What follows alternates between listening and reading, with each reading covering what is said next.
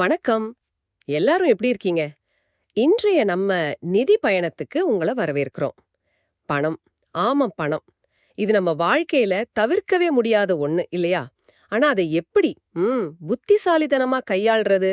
அதுதான் பெரிய கேள்வி. நான் கொஞ்ச நாளைக்கு முன்னாடி ஒரு ட்வீட் பார்த்தேன். மல்லிகைப்பூ கிலோ ரூ. 6,000 இனி பூ வாங்க கூட பேங்க்ல லோன் கேட்டு ஃபோன் பண்ணுவாங்க போலயே அப்படின்னு. கேட்டா சிரிப்பா இருக்கு. ஆனா யோசிச்சு பார்த்தா இப்ப இருக்கிற கடன் கலாச்சாரத்தை இது அப்படியே காட்டுது இல்லையா? புடவைக்கு லோன், போட்டோ எடுக்க லோன், என்னென்னவோ வந்துடுச்சு. சோ இன்னைக்கு நாம இந்த கடன் விஷயங்கள், அப்புறம் நம்மள் பலரோட கனவான சொந்த வீடு வாங்குறது, இதோட நம்ம அன்றாட செலவுகளை எப்படி சரியா நிர்வகிக்கிறது, இத பத்தி கொஞ்சம் ஆழமா பார்க்கலாம். ஆமாங்க. இதுக்கு நமக்கு வழிகாட்டியா இருக்கிறது நிதி ஆலோசகர் சொக்கலிங்கம் பழனியப்பன். அவரோட கட்டுரைகள் தான். பணம் பழகலாம், குணம் பழகலாம் தொடர்கள்ல வர்றது ரொம்ப எப்படி சொல்றது, தெளிவா நடைமுறைக்கு ஏத்த மாதிரி விஷயங்களை சொல்லியிருக்காரு. கரெக்ட். இந்த கட்டுரைகள்ல நிறைய தகவல்கள் இருக்கு. அதிலிருந்து உங்களுக்கு உங்களுக்கு தேவையான முக்கியமான விஷயங்களையும் சில டிப்ஸையும் எடுத்து சொல்றது தான் நம்ம நோக்கம். அதாவது கடன் எப்போ வாங்கலாம், வீடு வாங்கும்போது என்ன பார்க்கணும், தேவையில்லாத செலவை எப்படி கண்டுபிடிக்கிறது, இதுக்கெல்லாம் விடை தேடலாம். ஓகே, ஆரம்பிக்கலாமா? இதுல கொஞ்சம் ஆழமா போலாமா? முதல்ல கடன் உலகம். இப்பெல்லாம் முதல்ல அனுபவி, சம்பாதிக்கிறத அப்புறம் பாத்துக்கலாம் அப்படிங்கிற மாதிரி ஒரு ஒரு எண்ணம் இருக்கா? கடன் வாங்குறது இவ்ளோ சாதாரணமாயிடுச்சு. இது நல்லதா? பாருங்க, நிதி நிறுவனங்கள் பொருளாதாரத்துக்கு ரொம்ப முக்கியம். கடன் கொடுக்கறதும் வாங்குறதும், அது இல்லாம பொருளாதாரம் இயங்காது, அது உண்மை. ஆனா ஒரு தனிப்பட்ட மனுஷனா பார்க்கும்போது கடன் இல்லாம இருக்கிறதா நல்லது. இது பொதுவான கருத்து.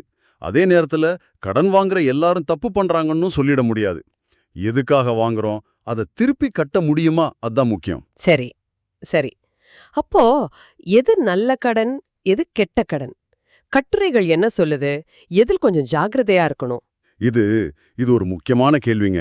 சொக்கலிங்கம் பழனியப்பன் கட்டுரைகள் படிப்பாத்தா, கல்விக்காக வாங்குற கடன் அது ஒரு நல்ல முதலீடு.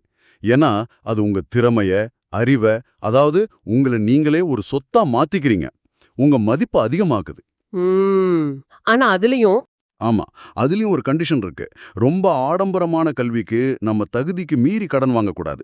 சில சமயம் ஸ்காலர்ஷிப் மாதிரி வாய்ப்புகள் கூட இருக்கும்ல, அதையும் பார்க்கணும்.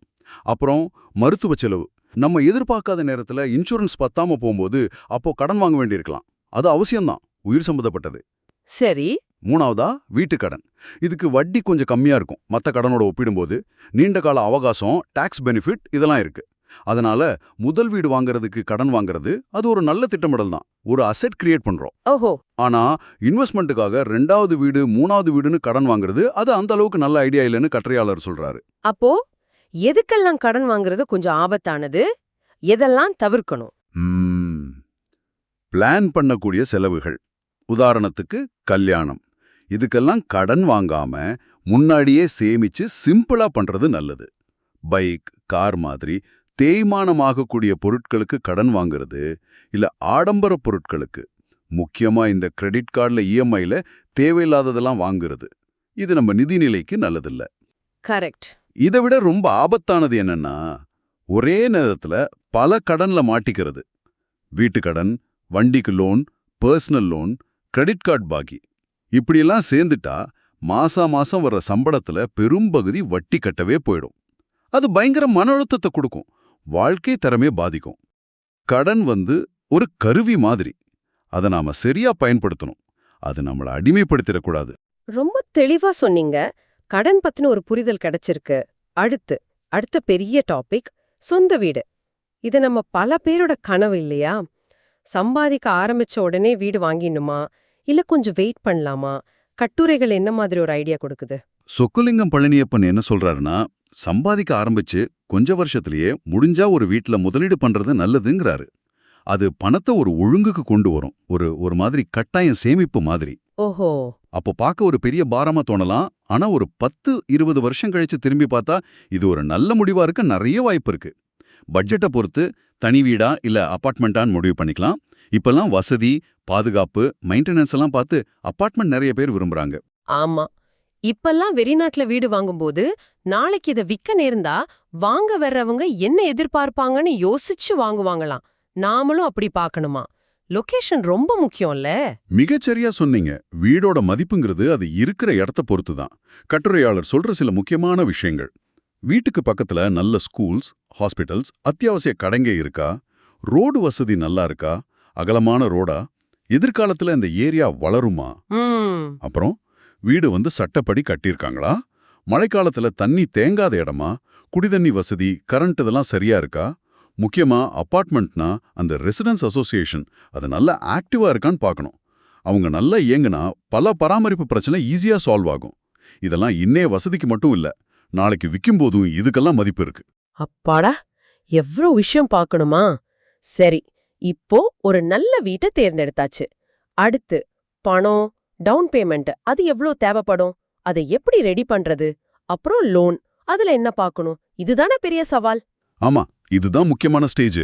பொதுவா பாத்தீங்கன்னா வீட்டோட மதிப்புல ஒரு 20லிருந்து 25% டவுன் பேமெண்ட் கேட்பாங்க. ஓ, அதாவது ஒரு 50 லட்சம் ரூபாய் வீடுனா? ஆமா, ஒரு 10லிருந்து சரி 12.5 லட்சம் வரைக்கும் தேவைப்படலாம். அது போக ரெஜிஸ்ட்ரேஷன் செலவு இருக்கு, ஸ்டாம்ப் டியூட்டி, கிரகப்பிரவேசம் பண்ற செலவு, புது வீட்டுக்கு ஃபர்னிச்சர், இதெல்லாம் வேற கணக்கு. இந்த டவுன் பேமெண்ட்க்கு எப்படி சேமிக்கிறது? இதுக்கு கட்டுரையாளர் சொல்றது மியூச்சுவல் ஃபண்ட்ல லிக்விட் ஃபண்ட் மாதிரி திட்டங்கள். இது ஓரளவுக்கு சேவிங்ஸ் அக்கவுண்ட்டை விட கொஞ்சம் கூடுதல் ரிட்டர்ன் கொடுக்கும். அதே நேரம் வேணும்னும் போது ஈஸியா பணமாக்கலாம், ரிஸ்க் கம்மி. இல்லனா பேங்க்ல ரெக்கரிங் டெபாசிட் ஆர்டி அது மூலியமாவும் மாசம் மாசம் கொஞ்சம் கொஞ்சமா சேமிக்கலாம். சரி, அடுத்து லோன் வாங்குறதுல தீட்டி கடன் வாங்கும்போது நிறைய பேங்க்ஸ் இருக்கு. அவங்களோட வட்டி விகிதம் என்னன்னு பார்க்கணும். எது கம்மியா இருக்குன்னு பாருங்க. ப்ராசஸிங் ஃபீஸ் எவ்வளோன்னு கேளுங்க, அதுவும் கம்மியா இருக்கணும். ரொம்ப முக்கியமா ப்ரீ பேமெண்ட் பெனால்டி, அதாவது கடனை முன்னாடியே அடைச்சா ஃபைன் போடுவாங்களான்னு பார்க்கணும். சில பேங்க்ஸ் அது இல்லாமே கொடுப்பாங்க, இல்ல ரொம்ப கம்மியா இருக்கும். அதை செலக்ட் பண்றது நல்லது. அப்புறம் கண்டிப்பா ஒரு நல்ல வக்கீல வச்சு சொத்து சம்பந்தப்பட்ட எல்லா டாக்குமெண்ட்ஸையும் செக் பண்ணிடணும். இதுல காம்ப்ரமைஸே பண்ணக்கூடாது. ஓகே, கடன் வாங்கி வீடு வாங்கிட்டோம், அப்பாடா இனி நிம்மதின்னு இருக்கலாம், அப்படிதானே? இல்ல வேற ஏதாச்சும் முக்கியமா பண்ணணுமா? இங்கதான் நிறைய பேர் ஒரு முக்கியமான விஷயத்த மிஸ் பண்ணிடுறாங்க. கட்டுரையாளர் 2 விஷயத்த ரொம்ப அழுத்தமா சொல்றாரு. நம்ம நிதி பாதுகாப்புக்கு இது ரொம்ப முக்கியம். 1, வாங்கின வீட்டுக்கு இன்சூரன்ஸ் எடுக்கிறது. அந்த வீட்டோட முழு மதிப்புக்கு ஹோம் இன்சூரன்ஸ். தீ, வெள்ளம், பூகம்பம் இந்த மாதிரி ஏதாவது ஆச்சுன்னா நம்ம முதலீட்டை இது பாதுகாக்கும். இது முக்கியம். 2வது, இது இன்னுமே முக்கியம். வீட்டுக்கடன் யார் பேர்ல இருக்கோ அவர் அந்த கடன் தொகைக்கு சமமான இல்ல அதுக்கு கொஞ்சம் கூடுதலான தொகைக்கு ஒரு டேர்ம் இன்சூரன்ஸ் பாலிசி எடுக்கணும். டேர்ம் இன்சூரன்ஸா? ஆமா, டேர்ம் இன்சூரன்ஸ். இது எதுக்குன்னா, எதிர்பாராத விதமா கடன் வாங்கினவருக்கு ஏதாவது ஆயிடுச்சுன்னா அந்த இன்சூரன்ஸ் பணத்தை வச்சு பாக்கி இருக்கிற கடனை அடைச்சுடலாம். குடும்பத்துல உள்ளவங்க கடனை கட்ட முடியாம கஷ்டப்படுறது இல்ல வீட்டையே இழக்கிற நிலைமை இதெல்லாம் இது தடுக்கும். இது சும்மா செலவில்ல, குடும்பத்துக்கு ஒரு பெரிய பாதுகாப்பு. இது நிஜமாவே ரொம்ப முக்கியமான பாயிண்ட். வீட்டு கடன் வாங்குறவங்க கண்டிப்பா இத மனசுல வச்சுக்கணும். சரி, இப்போ பெரிய விஷயங்களான கடன், வீடு இதெல்லாம் பேசிட்டோம். ஆனா நம்மள அறியாமலே பணத்தை கரைக்கிறது எது? நம்ம அன்றாட செலவுகள் தானே. இந்த நுகர்வு கலாச்சாரம்னு சொல்றோமே, அதுல எதை வாங்குறது எதை தவிர்க்கிறதுன்னு எப்படி முடிவு பண்றது? இதை சமாளிக்கிறதுக்கு சொக்கலிங்கம் பழனியப்பன் ஒரு சிம்பிள் வழி சொல்றாரு. இது செலவு குறைக்கிறதுங்கிறத விட உங்க பணத்தை உங்க கண்ட்ரோலுக்கு கொண்டு வரதுன்னு சொல்லலாம். முதல்ல உங்க அத்தியாவசிய செலவு லிஸ்ட் போடுங்க.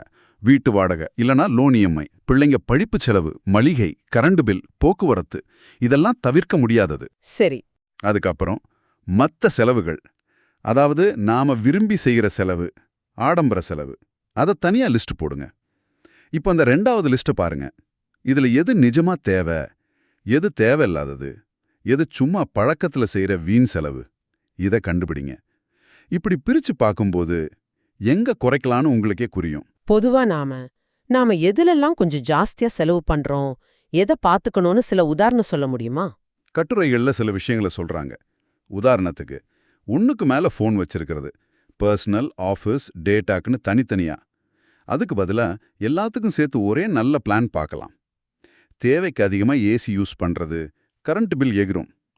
அடிக்கடி ஹோட்டல்ல சாப்பிட்றது, மாசத்துக்கு ஒரு தடவை ஓகே, ஆனா அதுக்கும் ஒரு லிமிட் வச்சுக்கலாம். ஒரு மாசம் 1500 ரூபாய், 2000 ரூபாய் அப்படின்னு. அப்புறம் கிரெடிட் கார்டு, அது இருக்குங்கிறதுக்காகவே தேவையில்லாததை வாங்குறது, அவசரத்துக்கு யூஸ் பண்ணலாம், இல்ல பிளான் பண்ணி வாங்கலாம். ஆனா கையில காசு இல்லாதப்ப கடன் வாங்குற மாதிரி அது யூஸ் பண்ணக்கூடாது. கார் வாங்குறது அது ஒரு பெரிய செலவு item. Petrol, diesel, insurance, maintenance, பார்க்கிங்னு செலவு வந்துகிட்டே இருக்கும். எப்பவாச்சும் யூஸ் பண்றவங்களுக்கு ஓலா, ஊபர் மாதிரி டாக்ஸியே பெட்டர் ஆப்ஷனா இருக்கலாம். செலவு கம்மியா இருக்கும். பியூட்டி பார்லர் செலவுகள் நம்மள நாம அழகா பாத்துக்கிறது முக்கியம்தான். ஆனா அதுக்காக ரொம்ப அதிகம் செலவு பண்றது. அந்த பணத்தை நம்ம ரிட்டையர்மெண்ட் சேவிங்ஸோட ஒப்பிட்டு பாருங்க. எது லாங் டேர்ம்ல உதவுன்னு யோசிங்க. கரெக்ட். இந்த செலவுகளை குறைக்க வேற என்ன மாதிரி பிராக்டிக்கல் வழிகள் இருக்கு? இதுல ஒரு சுவாரஸ்யமான விஷயம் என்னன்னா, சில சின்ன சின்ன பழக்கங்களே பெரிய வித்தியாசத்தை ஏற்படுத்தும். இந்த தேவையில்லாத டெலிமார்க்கெட்டிங் கால்ஸ் வரும்ல, வாங்க வாங்கன்னு சொல்லி, அதை தவிர்க்க NDNCன்னு இருக்கு, national to not call registry. அதுல உங்க நம்பரை ரெஜிஸ்டர் பண்ணிட்டா அந்த மாதிரி கால்ஸ் வராது. அந்த வெப்சைட் அட்ரஸ் http://ndnc.in. இதுவே நிறைய திடீர்னு வாங்க தோன்ற ஆசைகளை குறைக்கும். ஓ, இது நல்ல ஐடியாவா இருக்கே. இன்னொரு முக்கியமான அட்வைஸ், ஏதாவது ஒரு பெரிய பொருள் வாங்க போறீங்க, இல்ல ஒரு புதுசா ஒரு செலவு ஆரம்பிக்க போறீங்கன்னா, உங்க கணவர் மனைவி கிட்டயோ இல்ல உங்க நம்பிக்கையான நண்பர்கள் கிட்டயோ ஒரு வார்த்தை கலந்து பேசுங்க. ஏன்னா ஒரு பொருளை வாங்கணும்னு தோன்ற அந்த நேரத்துல ஒரு ஆர்வம் இருக்கும், கொஞ்ச நாள் கழிச்சு அது இருக்காது.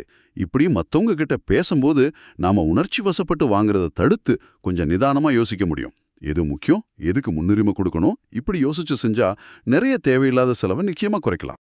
ஆஹா, இன்னைக்கு நாம பேசினதுல கடன் வாங்கும்போது எதை பார்க்கணும், எதை தவிர்க்கணும்னு பார்த்தோம். முதல் வீடு வாங்குறதுக்கான பிளானிங், என்னென்ன கவனிக்கணும், பாதுகாப்புக்கு என்ன பண்ணணும்னு தெரிஞ்சுக்கிட்டோம்.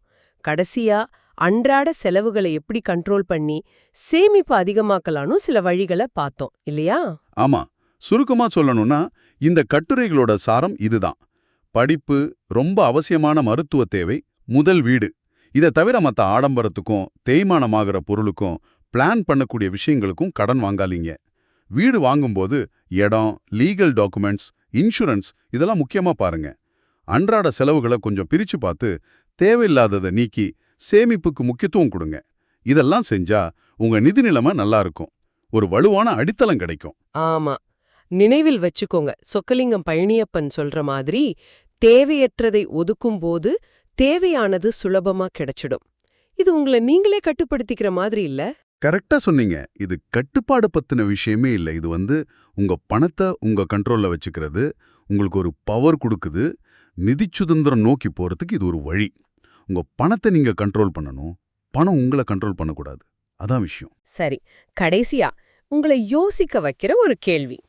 வீட்டு கடன் இருக்குல்ல, அத சீக்கிரமா கட்டி முடிச்சிட்டா, ப்ரீபேமெண்ட் பண்ணிட்டா மனசுக்கு ஒரு நிம்மதி கிடைக்கும். ஐயோ கடன் இல்ல அப்படின்னு ஒரு பெருமை கூட இருக்கும். அது உண்மைதான். ஆனா இன்னொரு பக்கம் யோசிச்சு பாருங்களேன், வீட்டுக்கடன் வட்டி ஒரு 8-9% வச்சுக்கலாம். ஆனா அந்த ப்ரீபேமெண்ட்க்கு நீங்க கட்டுற பணத்தை ஒரு நல்ல மியூச்சுவல் ஃபண்ட்ல போட்டா நீண்ட காலத்துல ஒரு 12% இல்ல அதுக்கு மேல வருமானம் வர வாய்ப்பு இருக்குன்னு வச்சுக்கோங்க. ஆதாரம் 12ல இந்த மாதிரி ஒரு ஆங்கிள் பேசுறாங்க. அப்படி பார்த்தா வீட்டுக்கடன் வட்டியை விட முதலீட்டுல அதிக லாபம் கிடைக்க வாய்ப்பு இருக்கு. அப்போ மன நிம்மதிக்காக கடனை சீக்கிரம் அடைக்கிறதா இல்ல கூடுதல் லாபம் பார்க்க அந்த பணத்தை முதலீடு பண்றதா? இது உங்க தனிப்பட்ட சூழ்நிலை, ரிஸ்க் எடுக்கிற உங்க மனநிலை, இதெல்லாம் பொறுத்தது. ஆமா, இதுக்கு நேரடியான பதில் இல்ல. எது உங்களுக்கு சரின்னு நீங்க தான் யோசிச்சு முடிவு பண்ணணும். இத பத்தி யோசிங்க. மீண்டும் அடுத்த முறை வேறொரு விஷயத்தோட சந்திப்போம். நன்றி.